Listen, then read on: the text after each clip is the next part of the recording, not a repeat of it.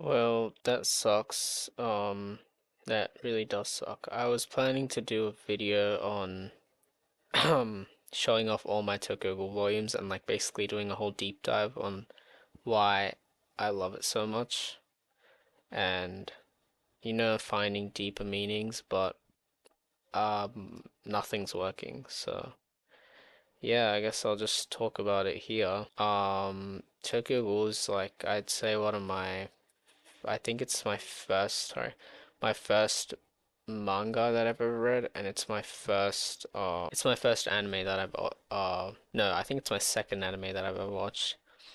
And yeah, that was probably like 10 years ago. So like 2016, 17. And it still for some reason is such a big part of my yeah, I'm not sure why it's still such a big part of my life even now. Like no matter what type of media I think about or read or consume, it just always comes back, and I'm really not sure why.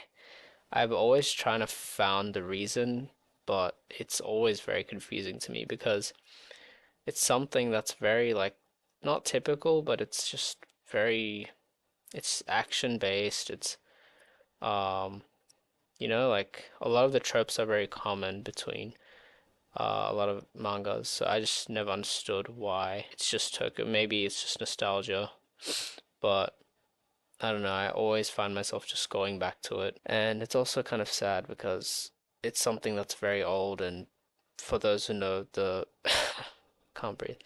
Those who know the anime was butchered basically really badly. Not really badly. I'd say like a 5 out of 10. And yeah, it's really unfortunate what happened there.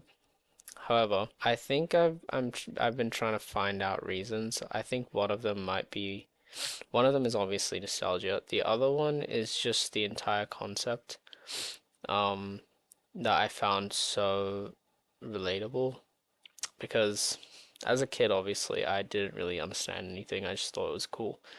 However, like as I grew up, the idea of ghouls and humans basically being the opposite, not the opposite, but ghouls are like being forced to eat humans because that's the only thing they can eat.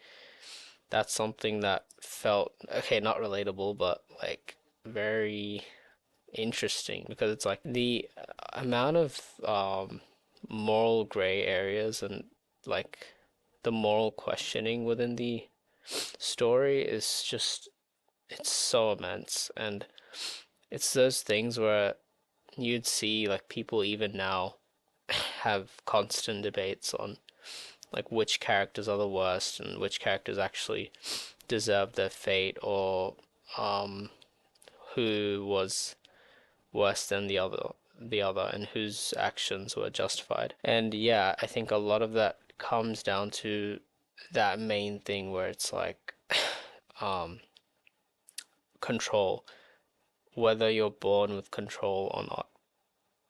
So like when something's out of your will, is it immoral to still do it? And yeah, I think as I grew up, the reason why it was so the reason why it was so relatable is because being born so different obviously from others. Why did I say obviously? Yeah, being born so different from other people, um, in many ways, more than one, really made the story so much more meaningful because, as you know, ghouls, they never chose to be born like that, right? They just are. They're just born with the innate desire to eat human flesh, and that's the saddest part of the entire story because like in so many moments of the stories, I wish I could pull up something, but I can't because nothing's working. But in so many moments of the stories, the ghouls feel terrible for what they do and how they have to take lives and everything like that. And then there's others who are like who don't feel bad because it's like, why should I feel bad? I didn't choose to be born. And that entire thought process and the Ishida, the author, showing us that like conflict, like the different types of ghouls, also really felt relatable. Um, I feel like with every piece of media, to be honest, not just Tokyo Ghoul, but like every piece of media, I always just like try to put myself in so hard. I try to not self-insert, but try to like see where I would fit in the world, which makes sense. I think a lot of people do that. And yeah, it's I think the story, not story, but the basis is very similar to X-Men, and that's why a lot of people say stuff like, "Why is X-Men so gay?" Right? Um, it's like these types of stories where someone's born into something that is against society or um, immoral or labeled as those things are so like queer in a sense from a queer lens. Um, I felt that as well because when I found that about myself, and I think I already said, but Tokyo was like a childhood thing, like a very young thing. I I found out about it um when I was like 7, 6 or 7, and then a year later I actually like gained I gained consciousness and actually knew what I was reading and watching, and then that's when it really hit. And then when I found out about myself and like how I was kind of, I don't want to put it in that way, but like born different, right? From what, 90% of the population, um, being gay and stuff. Um, it felt like crazy. Like I latched onto the story so intensely, and it's very ironic because the story is like there's like almost no representation, little to no representation, and if it is, it's almost mocking or humorous of like the LGBT community. However, somehow it was just like literally my source of comfort, and it literally still is. I have no clue why. The author literally, the author ended it like a long time ago. He literally said that, I forgot the quote. He said something like in an interview that when he finished it felt like he was dispossessed of an evil spirit. Like that's how much he wanted to finish it because he was dying of burnout. And I feel like that's how the community also handled it. They kind of felt like a wave of relief when it finished because the end was getting so like what do you call it? Long and predictable. Like we kind of knew that Kaneki's gonna get a happy ending and everything. And yeah, I wish I could talk more about the characters. I actually let me talk more about the characters. So I think no, I think my favorite character from the game, my favorite character from Tokyo Ghoul is Eto Yoshimura. And there are many reasons why. Um, Literally, it's another comfort character. It's very ironic as well, because she's kind of a sadist and she's insane and she tortures and kills people. However, when you start to realize her true motive behind her actions, you start to not really rationalize her actions, but um understand, like empathize a little bit with where she's coming from because her life was like it's kind of unknown, but it's very obvious that her life was like probably one of the worst in the entire series. As a child, she was like abandoned as a kid, and she had to live in like basically the slums of ghouls and like probably like the worst places possible. So she gained power and she rose above it, and she eventually somehow got the chance of becoming a writer when when an agency I think interviewed her. Um, and like she didn't expect anything, but then the people called her back and said, um, you have to write for us. So yeah, she became a writer with the help of humans. And in the nighttime, she was a ghoul eating them. It's really interesting. And yeah, that entire thing, her reveal later on, and like as an adult, being Yoshimura's daughter. That was also interesting.